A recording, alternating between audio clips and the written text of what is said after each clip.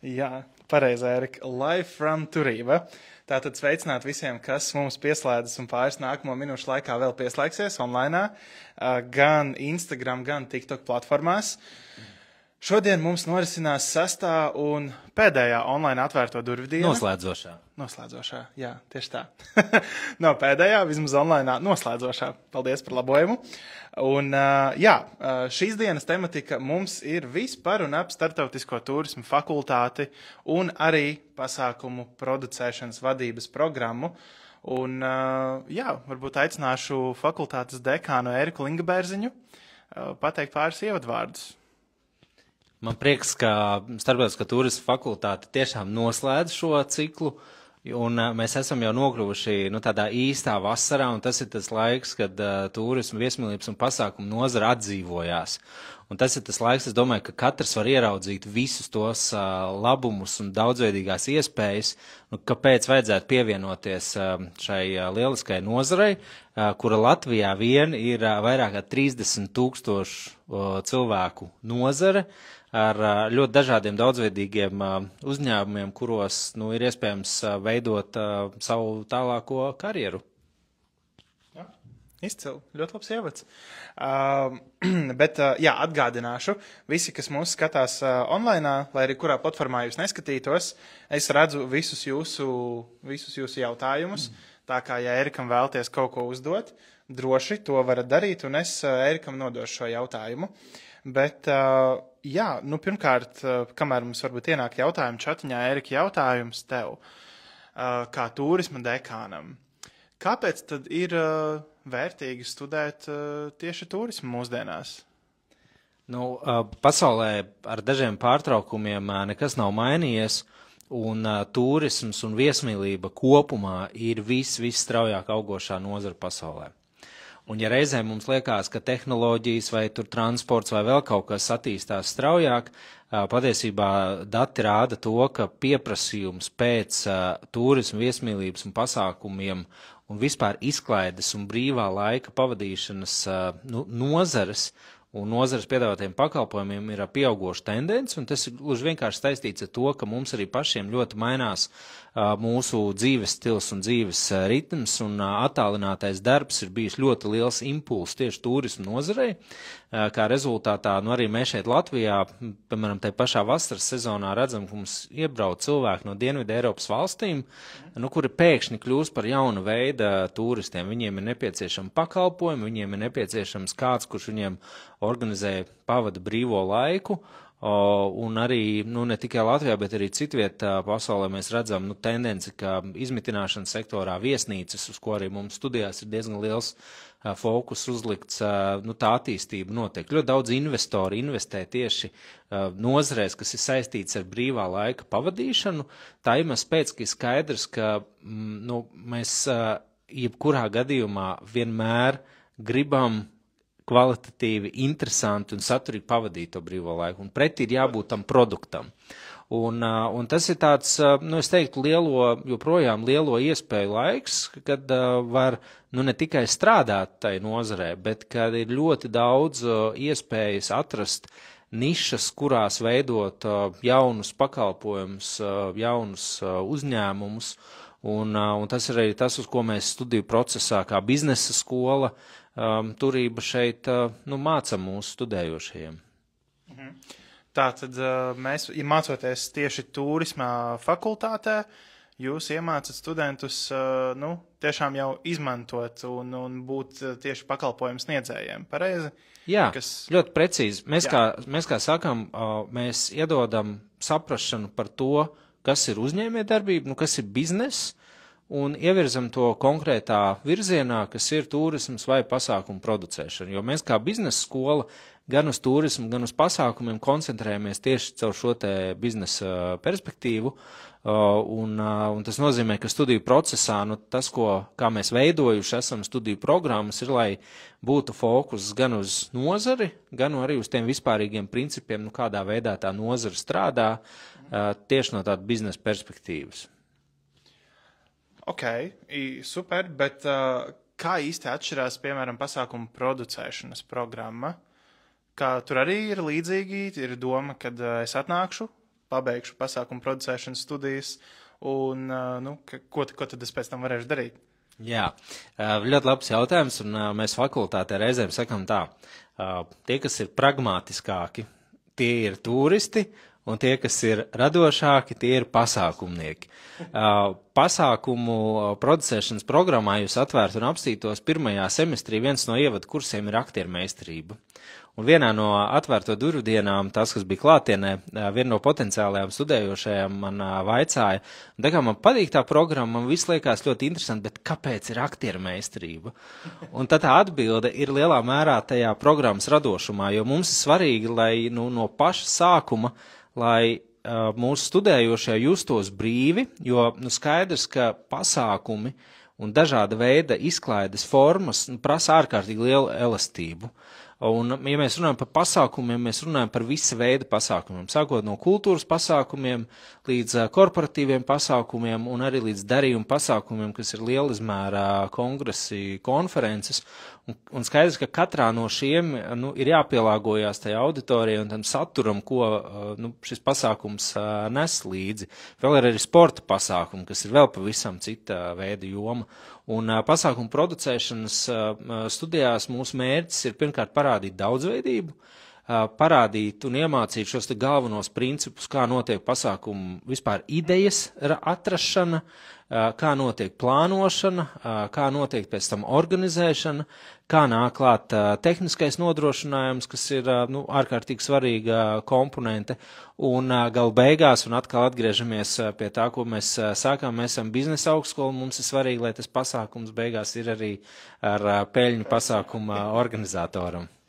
Tātad pasākuma producēšanas programmā iemāca visu no A līdz Z, var teikt. Jā, lai jūs varētu rīkot savus pasākumus. Un jāsaka, ka mēs programmā esam ietvēruši arī to, ka studējošiem 4. kursā ir iespēja pamēģināt, vai 4 gados apgūtais tiešām strādā, jo ir šī jauniešu konference, ko mēs arī rīkojam, kas ir daļa no studiju procesa, lai pārbaudītu savas prasmes īstā situācijā un reālā vidē. Cik jau gadus arī pats personīgi piedalos un vairāk vai mazāk iesaistos rosinātos organizēšanā, un vienmēr tāds prieks skatīties, cik ļoti tie jaunieši no 1. kursa ir izauguši un cik daudz ir iemācījušies tiešām. Un paši spēj tādu milzīgu pasākumu 100 vidusskolēniem sarīkot, tas nekurš katrs to varētu noteikt. Jā, jāsaka tā, ka Rosinātava, es domāju, ir tāds viens no turības veiksmes projektiem kopumā, kur mēs esam reāli atbildējuši uz to prasību, kas augstskolām šobrīd ir, lai studijas ir maksimāli reālā dzīvē balstītas, kur vēl vairāk. Un es domāju, ka par labu šim te formātam un tam, ka šī daļa no studiju procesa liecina arī fakts, ka mums faktiski ir šobrīd rinda ar vietām, kuras gaida savu kārtu.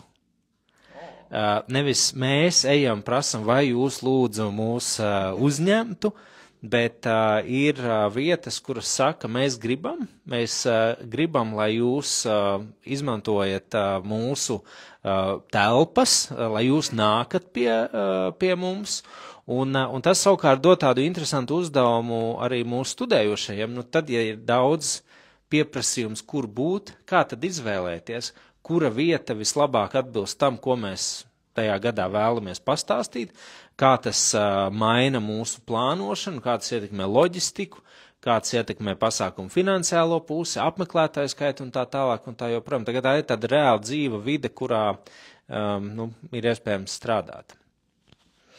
Ok. Tad praktiski tagad ir skaidrs, kā pasākumu producēšanas studenti, kā viņi darbojas, kādas viņiem ir tās svarīgākās lekcijas, kuras iepriekš pieminēja, arī aktiermeistarība tajā skaitā. Bet kā tad ir ar turismu studentiem? Turisti nav aizmirsti vispār nemaz, un turisti nav apdalīti, un nevelti turismu programmā mēs piedāvājam arī šīs te specializācijas. Un turismu programmā ir 2 specializācijas. Viena ir, sauksim viņu vairāk vērst uz ceļojumu organizēšanu, un otra savukārt ir vairāk vērsta tādā viesmīlības virzienā, kur fokus ir uz viesnīcu dienestiem un ēdināšanas servisu. Un jāsaka tā, ka arī šeit mēs studiju laikā mūsu turismu studentiem iedodam to bāzi, kas ir nepieciešama, lai viņi varētu iet un strādāt, kas pirmkārt ir darbs ar dažādām rezervēšanas sistēmām. Ceļojuma aģentiem tas ir Amadeus rezervēšanas sistēma, pasākumu un viesnīcniekiem ir visjaunākā Opera Cloud viesnīcu operētāja sistēma, ko mēs mācam mūsu studējošiem. Kas tas ir, ja kāds no malas klausās? Opera Cloud ir viesnīcu vadības sistēma. Būtībā tad, ja jūs veicat rezervāciju vienalga kādā platformā pa tiešo, pa telefonu vai pa e-pastu, šī informācija nonāk noteiktā viesnīcas vadības sistēmā, kur jūs pārvaldat, cik tad istabas jums ir, cik jūs varat pārdot, cik naktis kurš paliek, kā tas, cik viesnīca ir noslogot, ietekmē cenas veidošanas politiku un tā tālāk un tā joprojām. Tas tāds pamats, ka bez tā tālāk viesnīca nevar jau darboties. Jā, tas ir pamats, ar ko, sākot darbu viesnīcā, jebkurā gadījumā tas būs jāiemācās. Un tad mūsu mērķis ir dot šādu strateģisku handikapu mūsu absolventiem, lai viņiem šī bāze jau ir, lai viņi var iet un teikt, ka jā, es pamatus jau māku. Kas noteikti pēc tam ļauj jau atrast daudz vieglāk arī varbūt ļoti pieprasīts darba vietas. Jā, un es teiktu, ļauj arī ātrāk kāpt augšā pa karjeras kāpnēm. Jo, jāsaka, kopumā turismā un īpaši viesnīcās pieprasījums ir pietiekoši liels. Un tas nav tikai tāda pirmā līmeņa apkalpojošo dienestu pozīcijās, bet mēs arvien vairāk dzirdam no viesnīcu pārstāvjiem, ka trūkst rezervāciju nodaļu vadītāji, trūkst viesnīcu uzņemšanas dienestu vadītāji vietnieki pārdošanā, ieņēmumu pārvaldībā, dažādās jomās, kas skar viesnīcu darbu. Bet jāsaka tā, ka arī turismu programmā mēs esam gājuši un domājuši, kā atrast veidu, kā likt vēl praktiskāk strādāt turismu studējušiem, un šajā nākamajā mācību gadā pirmo reizi 4. kursa studentiem tādā biznesa inkubātora režīmā viņi radīs jaunus turismu produktus, kurus nākamā gada izstādē Baltūr. Viņiem būs arī jāparāda visai nozarei un jāpārliecina, ka viņu radītie produkti iespējams ir tādi, ar kuriem viņi varētu atgriezties pie mums turībā, piemēram, biznesa inkubatorā un sākt veidot savus biznesus. Respektīvi, mūsu mērķis ir radīt apstākļus, iedot to sākuma impulsu jomā, turismu nozarē kopumā, lai viņi pēc tam varētu tiešām kļūt par jaunajiem uzņēmējiem. Wow! Tas būs tāds ikgadējs pasākums. Jā, mēs šo sākam vienā mirklī. Mēs šo nevaram sākt ar pirmo kursu, bet mēs esam vairākus gadus gājuši uz šo, gatavojušies, mainot, pielāgojot studiju programmu, tam, lai 4. gadā būtu pietiekama zināšanu bāze, lai tiešām to varētu arī izdarīt. Okay, un tad tā doma, ka tie Baltūra apmeklētāji un turisma speciālisti visticamāk arī kādā veidā investē šajā idejā vai palīdz viņiem tapšanas procesā, vai... Ja mums pirmajā gadā kaut vienam no produktiem izdosies atrast investoru, tad tas būs absolūti vislielākais iespējamais programmas sasniegums, un es ticu, ka mums izdosies. Es arī ticu. Tā kā 4. kursa studenti, lūdzu, sākam jau ģenerēt idejas. Bet jā, mums arī ir kāds komentāros ierakstījis, kāds ārvalstu students, my best university, hello to Mr. Eriks. Hello, I'm happy that you're watching us. Jā, un runājot arī par ārvalstu studijām un par ārvalstu iespējams, tomēr par turismu runājam. Kādas tad iespējas ir turismu studentiem? Kaut kur aizceļot, doties kādās ārvalstu praksēs noteikti? Te ir tā interesantā lieta, ka mēs tiešām esam starptautiska fakultāte un šo gadu laikā attīstījuši ļoti plašu sadarbības partneru tīklu, kas ļauj izmantot vairākas iespējas. Pirmkārt, tas ir Erasmus, kas ir apmaiņas studijas. Mums ir arī dubultā diploma studiju iespējas turisma studējošajiem, un es teiktu tā, ka mums ir ārkārtīgi plašs ārvalstu prakšu vietu skaits, un mēs pēdējo gadu laikā esam centušies un attīstījuši šo te prakses vietu daudzveidību, un šobrīd es varu teikt tā, ka tās klasiskās Eiropas valstis, kurās turisms ir tāds ļoti nozīmīgs ekonomikā, kur tiešām prakses laikā var iemācīties ārkārtīgi daudz, kā Spānija, Grieķija, Itālija, to mēs pavisam noteikti varam piedāvāt. Mēs šobrīd skatāmies uz vēl jaunām alternatīvām vietām. Mums ir joprojām, un šo es vienmēr pirmajā kursā apvaicājos visiem, vai kādam ir kaut minimāls vācu valodas zināšanas, iespējas arī prakses vietām Šveicē, piemēram, kas ir tāds viesmīlības standarta, augstākā pilotāža, kur var iet, un šo te vienmēr mēs papildam arī to, ka ir šīs te valodas studiju kursi, ko apgūt, ja ir bāze vācu valodā, tad izvēlēties vācu valodu un piemācīties klāt. Bet mēs piedāvājam arī franču un spāņu valodas. Un tā kā tas programmas ir radīts tā, lai šīs te ārvalstu prakses, mums ir vietas, un mēs arī radām gan sniedzam nozares zināšanas, gan arī palīdzam ar valodas zināšanām, lai labāk varētu šajās prakšu vietās strādāt. Bet no ārvalstu praksēs ir jāgrib, ir jābūt mērķiecīgi skaidrībai, ka es to gribu. Jāsaprot, ka tā ir ielekšana vislielākā mēroga turisma nozarē, kāda ir, kur var ļoti, ļoti daudz iemācīties, bet tas prasa arī zinām disciplīnu un tādu atbildību no sevis. Un uz cik ilgu laiku ir jādodas šajā praksē? Ja es vēlos uz ārvalstīm aizbraukt, piemēram, uz iepriekš minēto Grieķiju, kāpēc gan ne? Cik ilgi tas norisinās? Tas ir vasaras laikā vai kā tas notiek? Mums ir ļoti interesanti, ka mums ir praksē ir paredzēts noteikts ilgums katrā studiju gadā, kas tur ir 9, 14 nedēļas, kas ir mācīgada beigās, bet jāsaka tā, ka absolūts vairums mūsu studējošo, kur aizbrauc praksē, paliek vasarā tajās pašās vietās, nopelna naudu un tad rudenī brauc atpakaļ un turpina studijas. Tā kā tas ir tāds, tā prakse ir viena lieta, bet tas ir arī tāds iespēja tik pie laba un interesanta vasaras darba tajā pārējā laikā, kas nav prakse. Un vai ir sarežģīti šīs te prakses vietas atrast, vai ir kāds piedāvājums no fakultātes puses, jau kaut kāds partneru saraksts, vai es kā jauns students varu iet un meklēt arī pats kaut ko un caur turības starpniecību varbūt arī kaut ko sarunāt jaunu? Var sarunāt jaunu, bet jāsaka tā, ka turisms ir tā nozare, kur prakšu vietu piedāvājums un tas skaits patiesībā daudzkārt pārsniedz to, cik mums ir to studējošo, un attiecībā uz praksēm mēs varētu uzņemt 3, 4 vairāk, un mums būtu iespēja nodrošināt šo, jo tas iemesls tā ir uzticamība turībai kā augstskolai.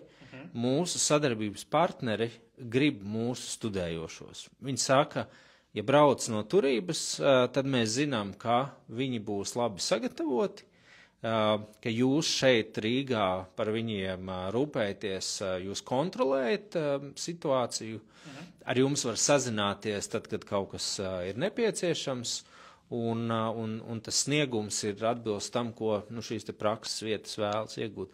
Bet es ieteiktu arī neaizmirst prakses vietas Latvijā, jo starptautisko turisma fakultāte ir ļoti cieši sasaistīta ar nozari, ar visiem nozares spēlētājiem, gan turisma aģentūrām, turisma operatoriem, reģionāliem turisma centriem, viesnīcām, restorāniem, un jāsaka tā, ka arī mūsu pašu vietējie uzņēmēji ir ļoti atvērti prakses iespējām. Varbūt tev ir kāds piemērs var būt kādai viesnīcai vai kādam uzņēmumam, kas Latvijā praktikantus labprāt no turības uzņem? Es domāju, ka, ja mēs iziet cauri Rīgas, piemēram, viesnīcu sarakstam, tad lielākā daļa ir mūsu absolventi. Vai pārdošanas vadītāji, vai viesnīcas direktori, bet viņi ir mūsējie. Un tas ir tā kā ģimenē. Tad, kad tu esi savējais, tad tu vienmēr ļoti gaidi, lai kāds atkal nāk no turības. Izejot cauri pilsētas centram, visas lielās Rīgas viesnīcas ir tās, kur mūsu studējošiem praksēm ir durvis atvērts. Un jāsaka tā, ka mēs esam arī noslēguši tādus sadarbības līgumus ar vairākiem šiem te viesmīlības un turismu uzņēmumiem, kas nozīmē, ka jau studiju laikā no šiem uzņēmumiem nāk pārstāvi, kas iesaistās lekciju procesā, iesaistās semināru procesā, un pēdējo gadu laikā arī mums ir tāds fakultātē uzstādījums, ko es vienmēr kā dekāns lūdzu pasniedzējiem, lūdzu ejam ārā no auditorijām. Turismu un arī pasākumus var ieraudzīt un saprast, kā tas notiek tad, kad jūs esat tur uz vietas. Lūdzu, ejam uz viesnīcām, uz pasākumu norises vietām, uz restorāniem, tiekamies ar nozares cilvēkiem jau procesā. Un nerad gadās tā, ka šādos te mācību izpētes braucienos un apmeklējumos potenciālie darba devēji ļoti ātri ierauga, kur ir šie talanti. Ja kāds ir aktīvāks, uzdod jautājumus, iesaistās, tad pēc tam ir zvans. Kas bija tas un tas, kas mums tur bija? Tur es labprāt gribētu vēl satikt, jo mēs tieši meklējam tajā vai šajā jomā. Un tā, es uzskatu, ka tā mums kā augstskola ir ļoti liela priekšrocība. Šis tiešām plašais klāsts ar kontaktiem, ko mēs vairāk kā 30 turības gadu laikā esam radījuši un neesam, es domāju, pievīluši. Tas ir tieši tas, ko es tev vēlējos kā nākamo jautāt. Kas tad ir tas lielais advantage vai top 3 lielās lietas, kāpēc tad ir vērts studēt turismu tieši biznesa augstskolā turība? Vienu tu jau nosauc, ir tas plašais kontaktu saraksts. Bet varbūt ir vēl kas. Turība ir daļa no Latvijas turisma sistēmas. Tas ir, mēs esam klātesoši. Mēs esam klātesoši jautājumos, kas skar nozares attīstību.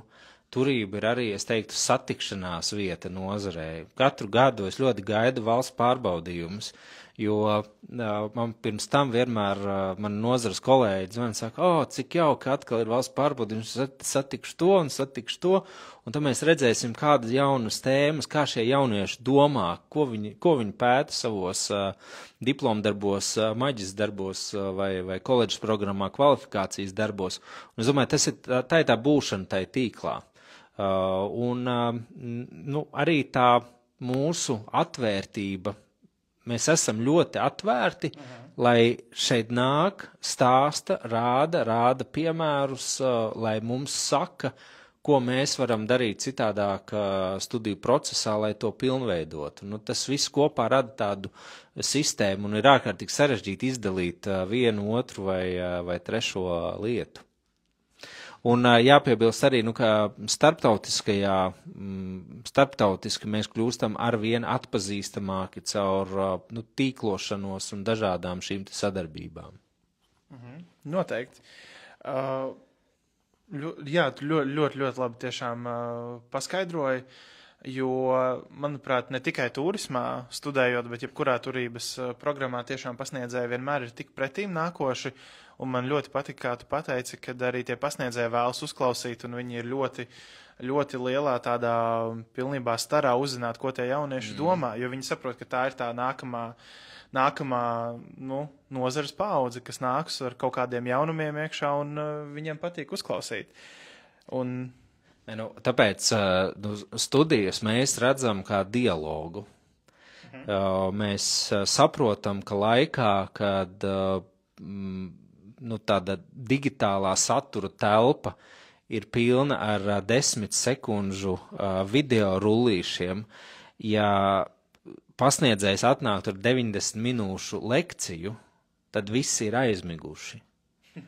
mēs saprotam, ka mums pašiem ir nepārtraukti jāmeklē jaunas metodas, lai mēs būtu interesanti, lai mēs būtu atraktīvi. Un tāpēc šī te, man negribās teikt, ka augstskolā ir lekcijas vairāk. Es viņu sauc par nodarbībām, vai semināriem, vai tikšanās reizēm, jo tās nav lekcijas. Mēs nevaram sacensties, un mums nav jāsacenšās ar YouTube saturu, bet mums ir jāparāda, ar ko mēs esam labāki, un tad tieši šīs te praktiskās lietas vai tā reālā dzīve, kas nozarē ir tas, ko mēs varam parādīt vingrinājumos, dažādās situāciju izspēlēs, gadījumu analīzēs, mācību apmeklējumos un tā tālāk un tā joprojām. Ja tev būtu jāizvēlās viens no turisma studiju kursiem, kurus tev vajadzētu zināt no galvas, kurš būtu tavs mīļākais un kāpēc? Man ir ļoti grūti atbildēt šo jautājumu, jo es pats mazliet šo pavasaru pamācījos šo te jauno studiju kursu, kas mums ir saistībā ar viesnīcu vadības sistēmām, jo man interesēja, kā tas ir. Man joprojām ļoti patīk pirmā kursa turisma ģeogrāfija, jo tā ir tāda iespēja saprast, kā tad pasaule funkcionē tādā turisma skatījumā. Ko nozīmē laika zonas, klimata joslas, kā dažādi dabas objekti ietekmē to, kā vienā vai otrā vietā veidojās turisma piedāvājums un cik ļoti dažādi mēs varam izmantot resursus, kas mums ir apkārt, lai no tā radītu piedāvājumu, kas savukārt var kļūt par biznesu. Vienlaikus nepārtērējot resursus un skatoties arī uz tādiem ilgtspējas jautājumiem, kas mums turībā ir svarīgi, jo mēs kā starptautiski atzīta apvienoto nāciju pasaules organizācijas TEDQual certificēta turisma programma, mēs esam apņēmušies, ka studiju procesā mēs mācām arī šos te turisma ilgtspējas un ētikas principus, kas nozīmē, ka mēs vienmēr akcentējam, ka bizness ir laba lieta, bet ir jāskatās gudri, kā organizēt biznesu tā, lai tas nedotu, lai nekaitētu vietējām kopienām, kur mēs vedam turistus, lai pēc iespējas samazinātu ekoloģisko pēdu no turistiem, kas apmeklē galamērķus, lai turisms, ko mēs organizējam, vai turisms, ko mēs attīstam, ir ekonomiski, sociāli un vidē ilgtspējīgs. Tu pieminēji TEDQual akreditāciju. Vai drīkstu tev uzjautāt, iegūstot diplomu programmā, kas ir TEDQual akreditēta, kādas jaunas durvis iespējams tas Latvijā un ārpus Latvijas paver absolventam? Es domāju, ka TEDQual sauksim par certifikāciju, jo tas ir veids, kā mūs ārēji novērtē, ir apliecinājums tam, ka mūsu studiju programmu saturs pilnībā atbilst tām tendencēm, ko apvienoto nāciju organizācijas, šis te turisma organizācija ir identificējusi kā vissvarīgāko, kas šobrīd ir jāmāca. Un tie ir visdažādākie jautājumi, gan turisma daudzveidība, gan turisma ekonomiskā ietekme, gan manas pieminēta ētikas jautājumi un turisms, kā tāda sistēma kopumā. Tas ir pasaules redzējums uz turismu, un tas ir apliecinājums, ka mēs ejam līdzi laikam, jo šī certifikācija mums ir jāatjauno ik pēc 4 gadiem, kas ir maksimālais termiņš, ko mēs esam ieguvuši.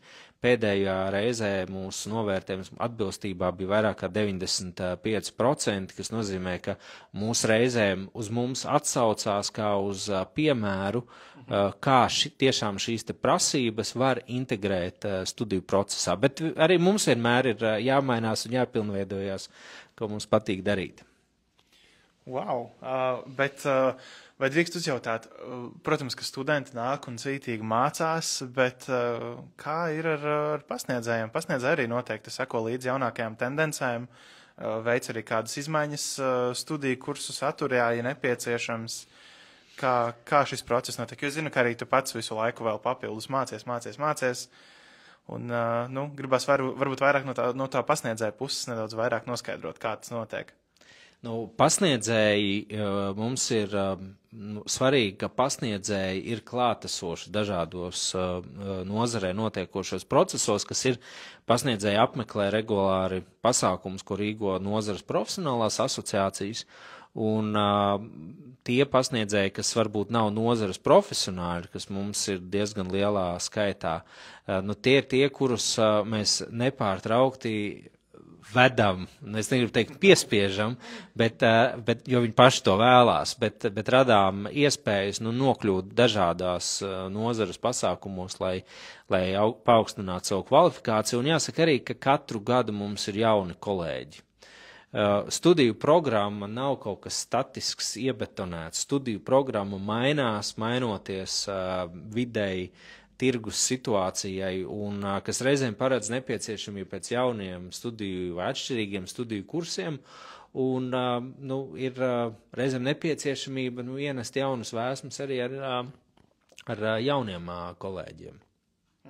Tas ir tieši tas, ko es vēlējos noskaidrot, jo, man liekas, tīpaši pēdējos gados turisms ir tik strauji augoša un mainīga nozare, kad, man liekas, pusgada laikā pilnībā viss var apmainīties, kājām gaisa apvērsties. Tāpēc es izmantu izdevību, varbūt skatās kāds mūsu bijušais maģistrs vai kāds, kurš domā, es gribu kādam kaut ko arī pamācīt.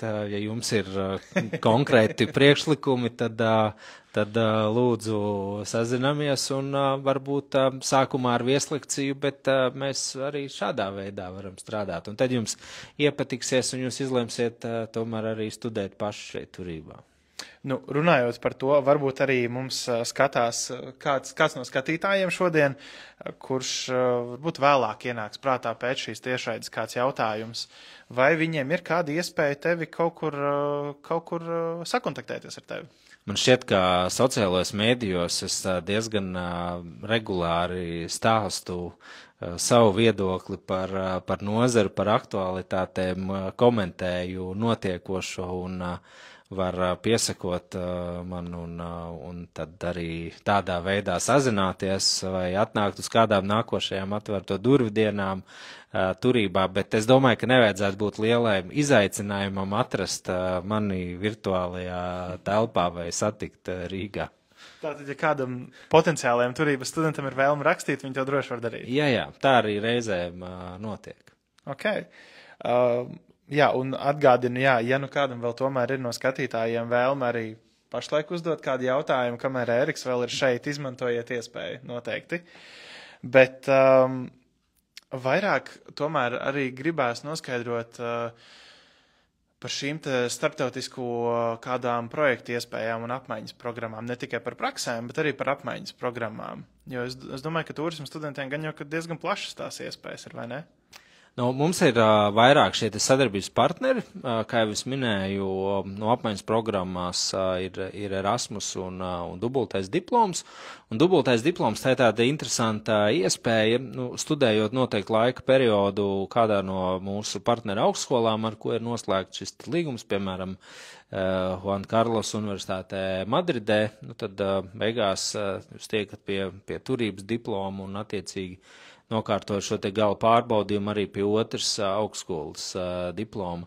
Un man vienmēr ir ļoti liels prieks iedrošināt studēt, izmantot kādu no apmaiņas iespējām, jo tā ir ļoti laba iespēja ieraudzīt, kā lietas notiek citur, kas nav tikai tāds ceļojuma laiks, bet ilgākā laika periodā. Un reizēm šīs apmaiņas programmas ir tās, kur var ļoti labas idejas noķert jaunām biznesa iespējām šeit Latvijā. Paldies! Mums laiks pamazām iet uz beigām, bet ja jūs neesat paspējuši vai neesat vēl iedomājušies par kādu jautājumu, ko Ērikam uzjautāt, droši, kā arī pats Ēriks teica, rakstiet viņam sociālajos tīklos vai rakstiet mums tepat TikTokā vai Instagramā, noteikti jūsu ziņas saņemsim, nodosim arī Ērikam un radīsies jums uz to atbilde. Bet nākamreiz mums ir iespēja satikt arī tevi, Ērika, klātienē 15. jūlijā. Sarunāts. Tad durvdienām, vai ne? Sarunāts. Tiksimies 15. jūlijā klātienē un es ceru ar kādiem no jums tikties septembrī. Un tad, kad mēs tiksimies auditorijā, tad man ir priekšlikums, ka jūs izstāstīsiet, kura bija tā tēze no šīs mūsu sarunas, kura jūs pārliecināja tiešām līdz galam, ka jums ir jāstudē pie mums turisms vai pasākumu producēšana. Sarunāts? Sarunāts. Tā kā jā, paldies visiem, kas šodien mums pieviedrojās, un tiekamies 15. jūlijā uz klātienes atvērto durvdienām, tepat uz vietas turībā. Atā! Atā!